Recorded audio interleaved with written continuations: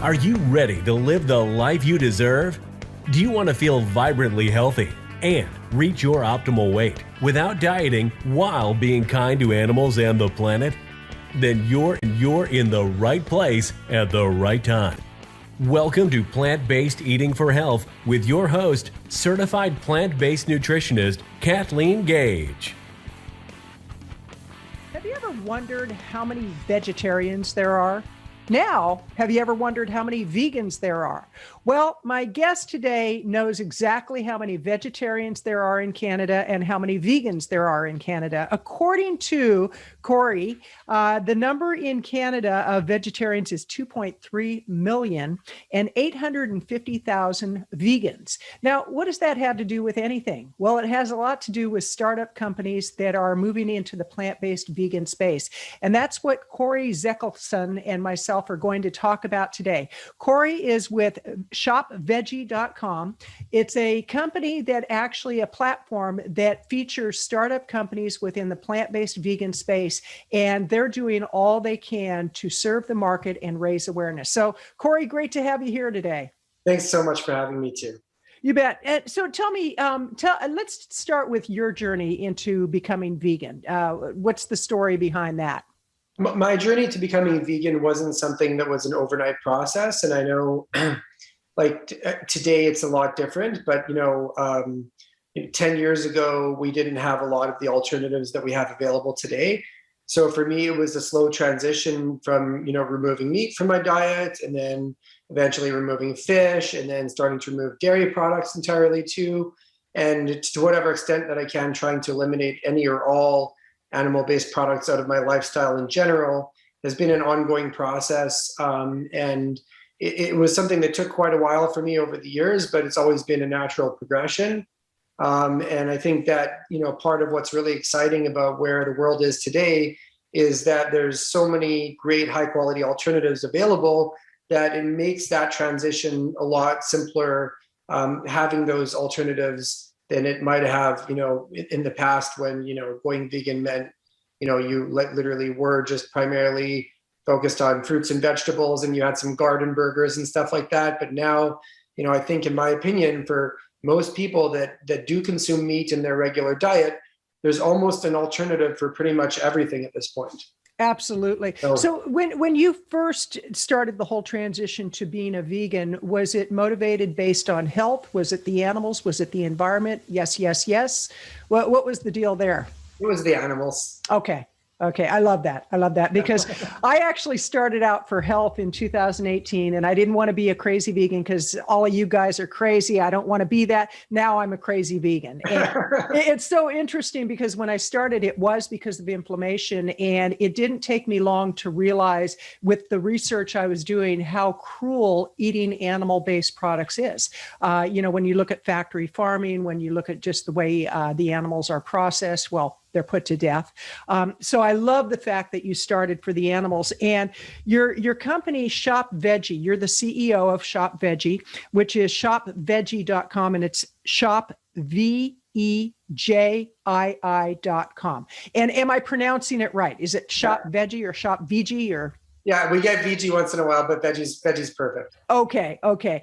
And now what was the motivation behind starting this company? I think that, we've seen a big trend towards online grocery shopping over the last number of years, and especially since COVID. And more specifically, even though there's been a lot of progress in terms of the availability of plant-based and vegan food products in grocery stores, now versus 3 years ago, if you look at the plant-based milk section in your grocery store, it's a lot more expansive now. But the reality is that for most people that are vegan or have a plant-based diet, generally speaking, what we found was that we couldn't get everything that we needed from one location. And so I have 3 little kids, and we often have to shop at 3 different grocery stores just to get everything that we need. And when you go to the grocery store, they might have a selection, but they still don't have everything. And so what we offer is a much broader selection of what you can get at any grocery store. And we want to do that in a way that is inclusive to everybody. And so we're not just trying to sell product to vegans or people that are living plant-based. We're really trying to encourage everyone who's even semi-curious when it comes to incorporating components of a plant-based lifestyle or diet to feel welcome and comfortable to shop on Vejii. So we don't want to turn off somebody that does eat meat that might want to try a Beyond Burger. I think that's a big win. So it's sort of a different position that we're taking with our approach to our customers and who we're targeting. Well, let's talk about the platform. Explain exactly what the platform is and how people access it, and what's the benefit of shopping on your platform compared to going to the grocery store. Well, obviously, there's a significant difference between the demographic that shops at a grocery store and the people that shop online. Mm-hmm. I think a lot of people do both, to be honest. For us, the main benefit is that we have the largest selection of products that you can get versus a grocery store in a single location online. And so what the platform basically operates now, we have a program called Vejii Express, where we've taken all of the most popular products that we have already and put it onto a platform where we guarantee shipping within 2 business days. And that was something that we identified as a pain point for a lot of our customers early on, were delivery times for online grocery. And so we initiated that so that we can deliver the most popular products to our customers reliably and consistently and as fast as possible. But we also do have a marketplace model component to this, where we actually offer the opportunity to a lot of smaller startup brands to be able to come and list their products for sale on our website. And depending on the way they're set up, typically what will happen is they'll upload all their data, work with our team to onboard. They can even do different marketing promotions through the platform as well. And then that provides innovative startup brands with the opportunity to get exposure on a national scale through the online marketplace. So we've had, a really amazing response so far and a lot of outreach from brands in the US that are looking to list on the site. And so it's a really important component of what we're building. And, in the longevity of the model and down the road, we anticipate that becomes a very significant portion of what we're doing here at Vejii. Absolutely. And I know that you're based out of British Columbia, and you have a market reach in Canada, in the US. And have you noticed trends on what becomes popular at any given time? Like, is there a season for popularity of certain brands? I would say that, with most retail sales, there are seasonal aspects, but generally speaking, it's been really interesting to see trends in product categories as well. And, one thing that I really didn't anticipate when we started would be the popularity of the plant-based seafood alternatives that we have. And so that's been really interesting. And the more that I've dug in and spent more time understanding the market, I can see that, there's been a progression of plant-based dairy, meat, and seafood alternatives. And, where we started with looking at beef alternatives and burgers, and then there became, chicken products available and replacements. And now I really feel like the emerging part of this industry now is leveraging into trending into plant-based seafood alternatives as well, which is really cool. And has that changed and increased as a result of the movie and the documentary Seaspiracy? Has that? I think so. Yeah, I think that's had an impact on it, and just also the fact that there's some innovative companies out there now that are providing great alternatives as well, and that's something that a lot of people, even if you were vegan a couple of years ago, didn't really have as an option. Excellent. Well, I want to remind people that you're listening to Plant-Based Eating for Health podcast show. This is Kathleen Gage, and I'm talking with Kory Zelickson from Shop Vejii and Vejii. It could be Vejii or veggie, tomato. It doesn't matter. Whatever, but it's the same way. Yeah, it's Shop Vejii.com, and we'll put that in the show notes. And I encourage you to go check it out, because you will be amazed at the selection made available, which actually leads into the next question. With a lot of startup companies, they're not really sure how to market, and you've done a pretty phenomenal job of marketing. I was checking you out online. You've got a lot of media releases up through PR Web, which is the premier place to post media releases, feeds out into the newswire. As a businessman, what do you recommend to startups as far as how to market themselves within the vegan and plant-based industry? Um, I would say that so far, what I've noticed is that this is a very, very collaborative industry. And so generally speaking, it's an industry where everybody is in it for the right reasons, to the most part, maybe not everybody, but I found that a lot of people, regardless, are very much aligned on why they're doing it. And I see even competition that comes to the market as a positive thing for the industry overall. So I've been really impressed by that. And when it comes to branding, we're in a fortunate position where we're selling, as a retailer, we're selling other people's brands. So what we notice a lot of is, brands that have already done a lot of marketing and created brand awareness versus brands that have an innovative product but haven't really thrived on the marketing side. And that's something that's really important because people need to know the brand. And part of what we're doing is trying to help with that. We want to be able to help brands gain exposure. So we actually offer different types of marketing programs for vendors that are onboarding to the site, because as you can imagine, we could onboard a vendor that already has a great reputation. Everybody knows who they are, or they might be popular in a local area, and they're going to automatically have traction on that basis. But then there's a lot of brands that are startups with great products that don't have that kind of exposure. So, we can help by leveraging like our influencer network to get product out to influencers. What we found really effective is user-generated content, where you're getting people doing unboxing videos.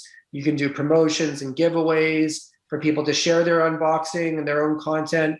And that really shows a lot of like genuine, it's sort of more of a genuine approach to Right. marketing, I think, by taking that channel. And so part of the options that are available to vendors when they onboard is to have different types of marketing packages through us. But in terms of like general advice, I think that the brand awareness component is really key. Like having a great product's great, but you have to be able to market it. Absolutely. So let's assume that somebody has a great product and they really don't know what to do. They want to approach you. What would be the process for somebody getting listed on Shop Vejii? So we have a standard vendor application form on the website.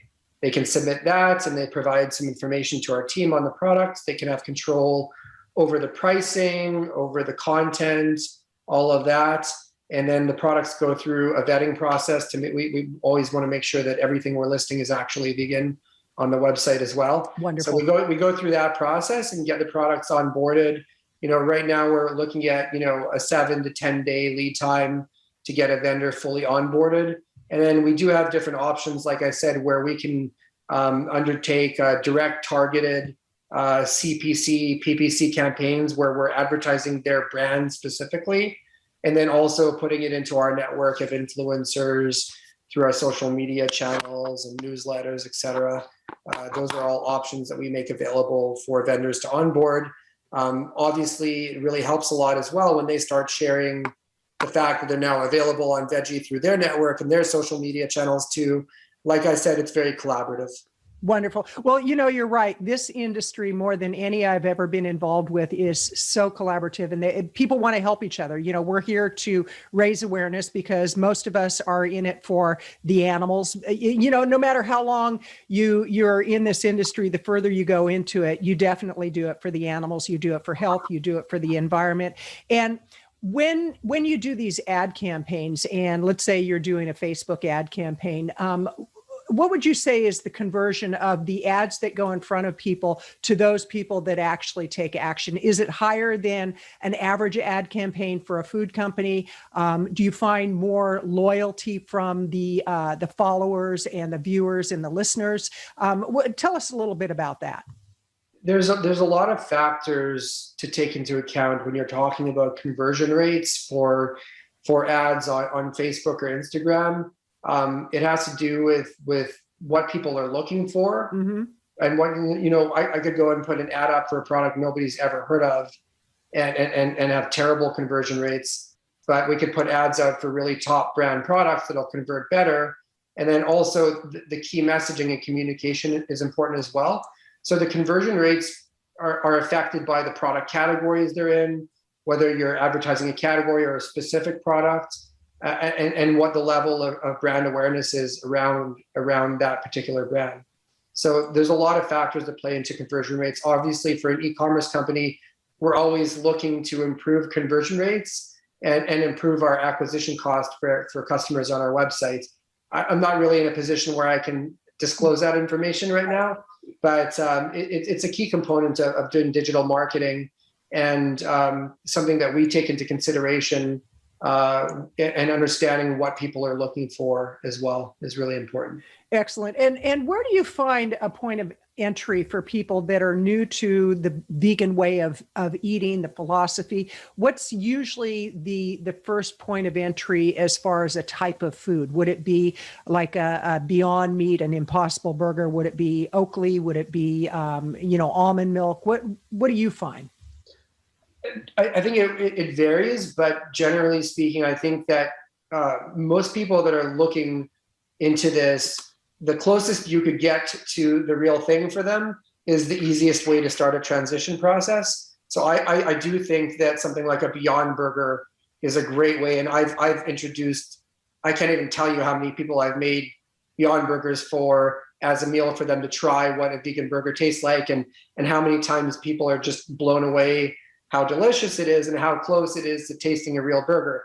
So I think for like the flexitarian market, what we're trying to do is make it as easy as possible for people. Right. So, you might not see your first time triers trying a first time vegan product and buying a seitan or tempeh, right? But a Beyond Burger, an Impossible Burger, some chicken nuggets or something like that are really simple and close enough that I think that it's something that you can leverage to help people get on board.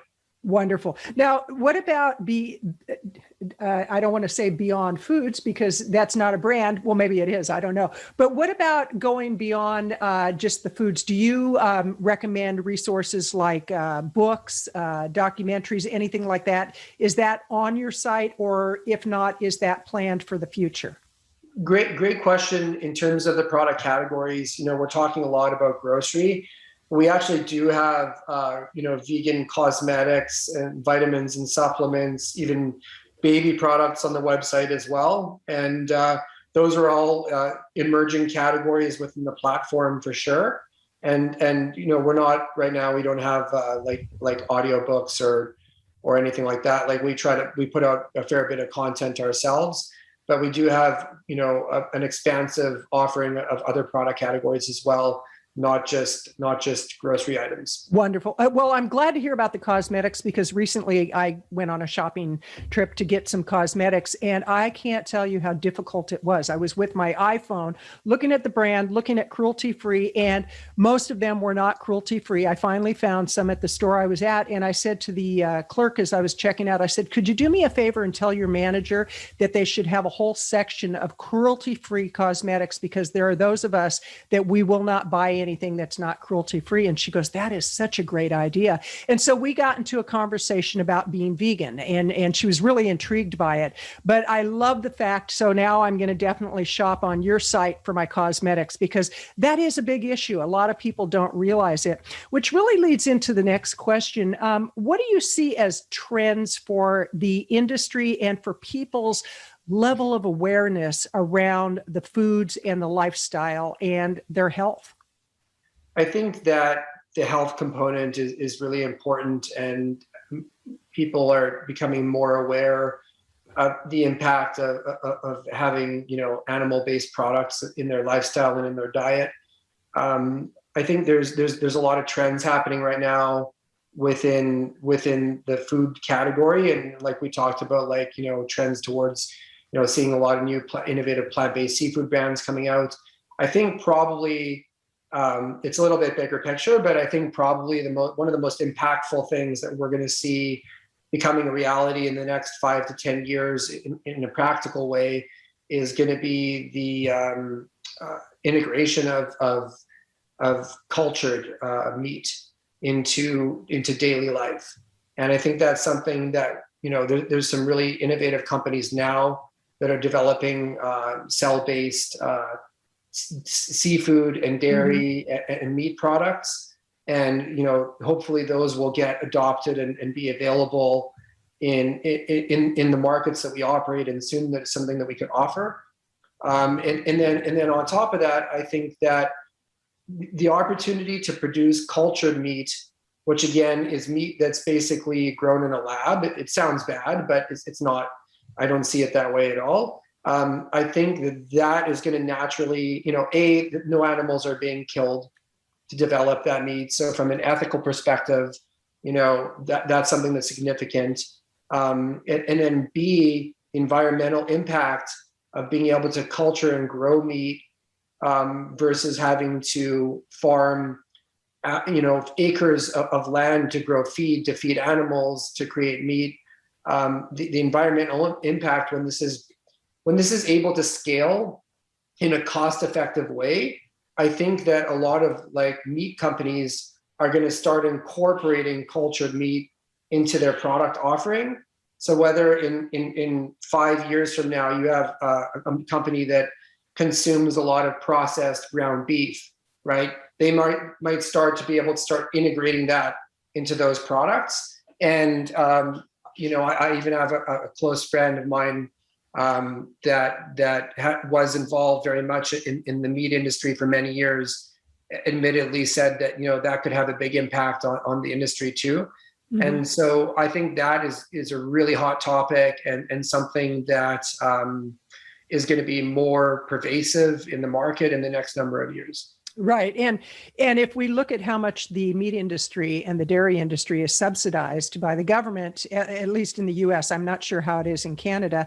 And if that subsidization was taken away from the meat industry and put into plant-based choices, I think we'd see a whole different conversation going on to do with our health, to do with the pandemic, to do with so many things that are so prevalent today. So it's interesting because somebody the other day asked me what I thought about large meat producers starting to come out with plant-based alternative options and how I feel about it or how other vegans feel about it. Would you feel comfortable buying a vegan food product from a company that also manufactures meat products? And my answer to her was that I think that because these are such large companies, and the fact that they are starting to expand their own offerings to incorporate plant-based alternatives, I think is a really great sign for the entire industry overall in people's awareness and understanding that this is something that's not just a little movement or a trend, but it's majorly significant when companies of this size and scope are recognizing that and offering great alternatives as well. So I really do see it as a positive for the space overall, not a negative. And I don't shy away from even eating a product that is a plant-based product made by a company, because that's innovation and that's moving. Absolutely. I 100% agree with you, because you have to meet people where they're at. You have to be willing to take baby steps to get to the giant steps. And it's not black and white. It's like you can't go from all to nothing. And so I think any move in that direction is a move in the right direction. And I want to take a step back to startup companies that are looking to really get their message out. They're looking to get their products out. And let's say a food startup. What would be 3 things if somebody came to you and said, "Hey, Kory, I'm starting this business. I have no idea how to market myself. Give me 3 tips, 3 ways that they could actually jumpstart their marketing and start their branding out in the marketplace." I think for a startup brand, several things that are important are the actual brand design itself and how it resonates with consumers. Looking at the demographic of your customers and designing a product that will appeal to them is really important. Once you have, the product, the flavor profile, and something that people are going to want to consume, and a brand that appeals to them, then really focusing on building your social media presence or organically is important. And then also looking, it really depends on what the trajectory of the company is. If they want to sell direct to consumer or they're going to sell through to food service for distribution are different factors. So a company that's starting out really needs to look at what their distribution channels look like and planning accordingly, because they may have different types of products that are available through B2B that go out to restaurants or food service versus items that they're going to package and ship for customers online. So I think that looking at the brand itself, their intended distribution channels. And the next question I have for you, Kory, is if somebody is kind of sitting on the fence with wanting to really check out the vegan way of eating and possibly living, because a lot of people confuse what a vegan diet is. And there's not a vegan diet. There's a plant-based diet, but it's a vegan lifestyle. It's a vegan philosophy. But if somebody wants to explore those options and they're kind of getting pushback from their family and friends, like, oh, you're not going to become one of those crazy vegans. And trust me, I've had people say that to me. They said, you're turning into a crazy vegan. And I go, thank you very much. Yes, I am. But what are some of the things that people can do, let's say in their personal environment, maybe their kitchen or their shopping? What can they do to really jumpstart the whole process? You know what? I think that in the context of the stereotypes around people that are eating plant-based or people that are vegan, I think a lot of that's changing, and it's becoming a lot more mainstream from what I found. So I don't find people are as surprised as they used to be when you tell them, in general. And when you're wanting to incorporate it, I think also the association of the word vegan for people that eat meat and that are on the other side that would call you a crazy vegan. I think the people like that, like, the association with me saying if I'm vegan or if I tell somebody I'm plant-based, I think that's got two different associations for people generally. For me, I see anything that's plant-based, it has to be vegan. And so, like, you're right, vegan is more of a lifestyle. But if you're looking to get and start incorporating plant-based food products into your diet, I think the easiest thing to go is like the low-hanging fruit.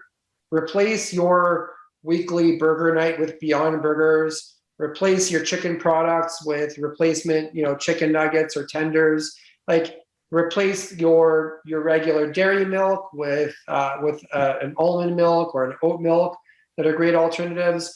There's even amazing egg alternatives now too. So it's about looking to see what's available, and that's what we try to do, is help people see what types of product categories are available. But trying to find the things that you can make the easiest transition with, I think, is really important. Like things that are easy changes, like replace your milk with almond milk. That's really easy, right? Replace your burgers. There's a lot of simple replacements that are easy to do that would get you onto the right track in transitioning your diet. Wonderful. Wonderful. Well, Kory, this has been delightful. And again, I want to remind people that this is Kathleen Gage with Plant-Based Eating for Health podcast show. And I'm talking with Kory Zelickson of Shop Vejii. That's Shop Vejii. We'll put the link down below. And Kory, in closing, what are your final thoughts for people? Oh, I really appreciate the opportunity to be on the podcast. I think that, we're really trying to help mainstream plant-based products. So I think that if it's something that you're interested in, understand that there's no pressure. I don't see this as something that should be punitive in any way. We want to have a website that everybody feels comfortable to shop on. So you're welcome to come and browse. The most popular products are typically going to be the ones that are easiest to integrate into your lifestyle and your diet. So have a look at the website, look at the most popular products. We have really amazing alternatives, fast delivery time. And if you have any suggestions or comments or even recommendations for brands that you would like to see listed on the website, feel free to reach out.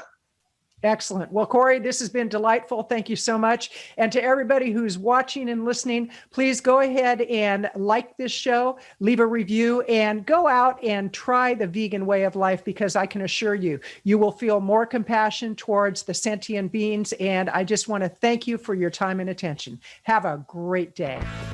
Thank you for your commitment to an ethical life through plant-based food choices. The kind of choices that are kind to your body, the environment, and most of all, animals. Be sure to leave a review and rating of the Plant-Based Eating for Health podcast show.